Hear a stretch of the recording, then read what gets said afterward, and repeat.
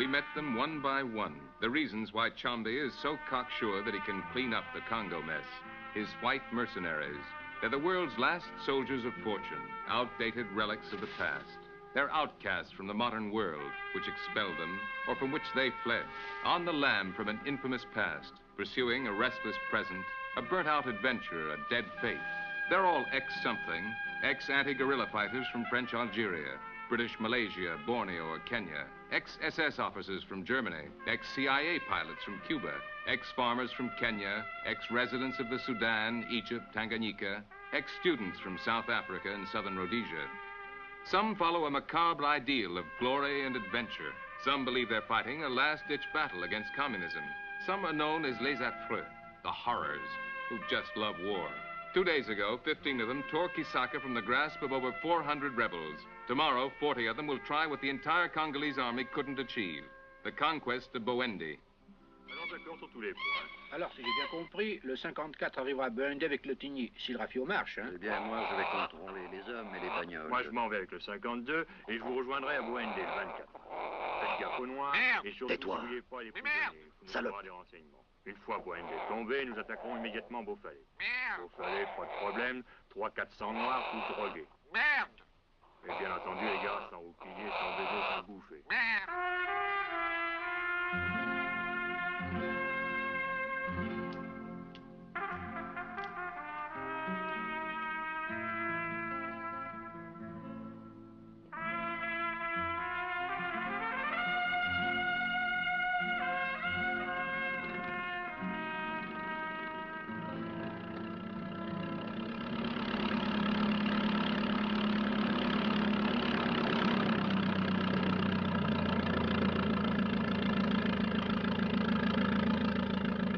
The attack on Burundi will use air power. Air power means these two 20-year-old American T-6s, rickety antiques held together by chewing gum and string. Their pilots are Tom O'Keefe and Somerset Wilson, ex-Rhodesians whose families were murdered by the Angolan rebels.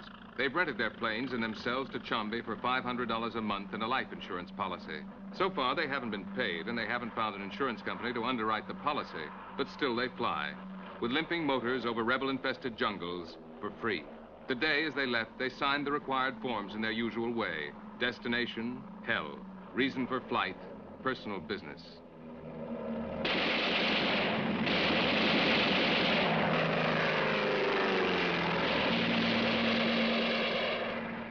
October 22nd, 1964. The attack on Burundi. Hey! Off the trucks and take cover! Off the trucks and take cover!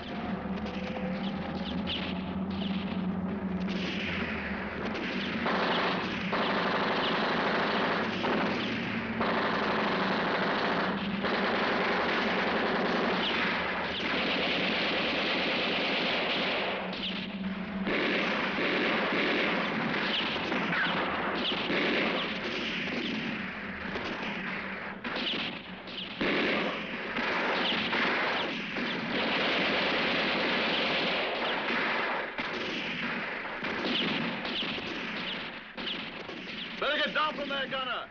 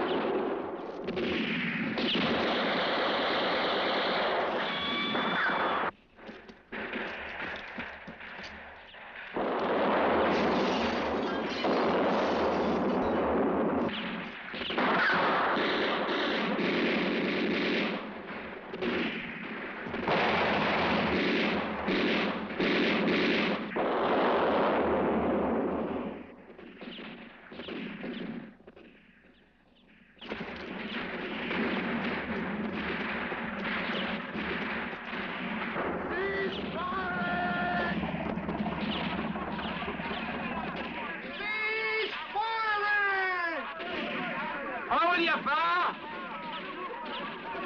All right, hold it!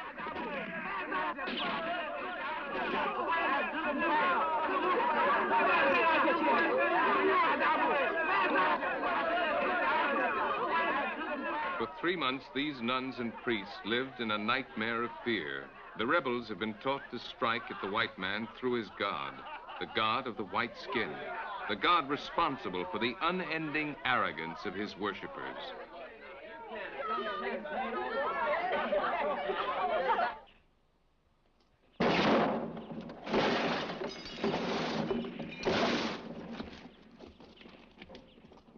Right against the wall.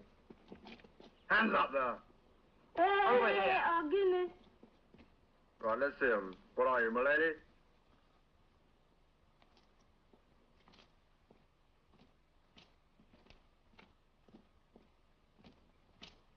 The victors have no sympathy for their prisoners. Today, it's the rebels' turn to suffer. But tomorrow, when the mercenaries move on, other rebels will return. Then it will be someone else's turn.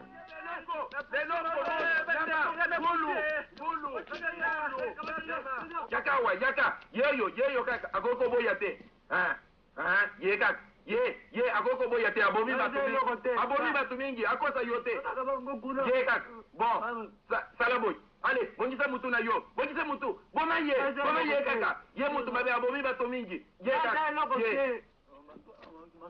Toke kota. Esili lelo. Okoya lelo. It's an endless cycle, a dance of death that's lasted 5 years. It's worse now because the Cold War has moved in. Black against white, east against west, black against black. No one ever wins. No one finally loses. Except the dead. Under the swarming ants and flies and the pitiless sun, they rot together, black and white, with absolute biological equality.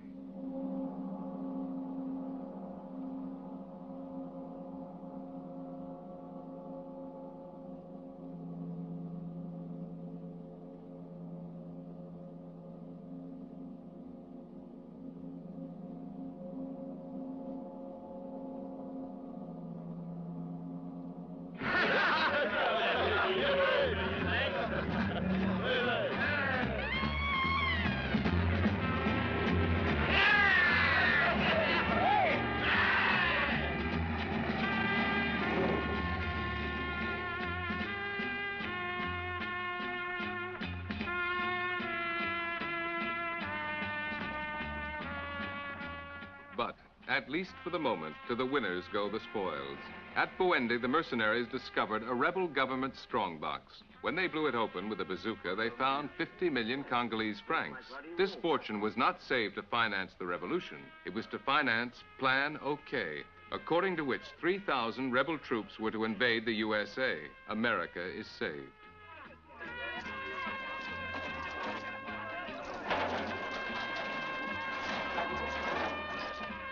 The mercenaries take the folding money, and the Congolese soldiers get the small change. Like all such innocent dreams of grandeur, Plan OK is indefinitely postponed.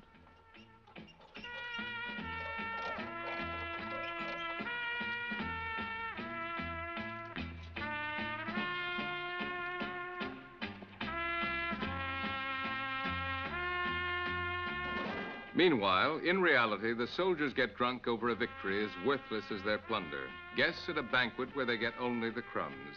For centuries, the Congo has been starving for bread. But today, these soldiers are rich in everything that's worthless. Formal tails for a black-tie dinner. Sun hats for a white man's safari. They can't take it with them, and they can't sell it. But at least they can dream. The right to plunder is granted for 24 hours. Time ran out 10 minutes ago. But how come if you could loot 10 minutes ago, you can't now? Down. A good Congolese soldier fighting for his country will never figure it out. Thieving bastard. Ah! Call yourself a policeman, eh? You're worse than the others. Hey! Hey! Hold there! He'll never figure out why the whites make such a fuss to find out who ate this fellow's liver.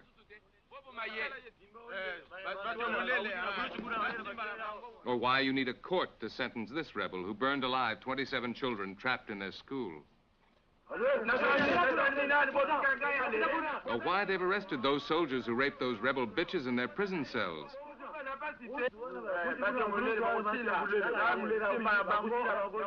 Or why you need so many men and so many rifles to kill one little, unarmed rebel.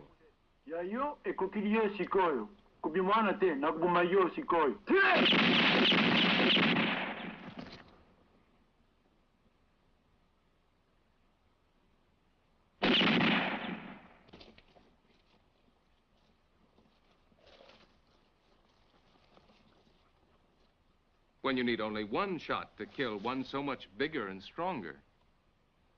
Okay, take him out of here, put him against the wall and shoot him.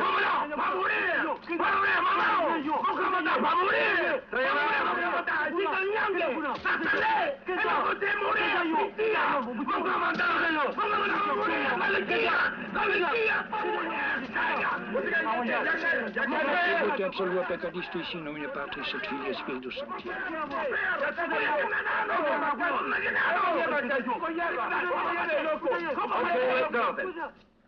Au commandant. Au commandant.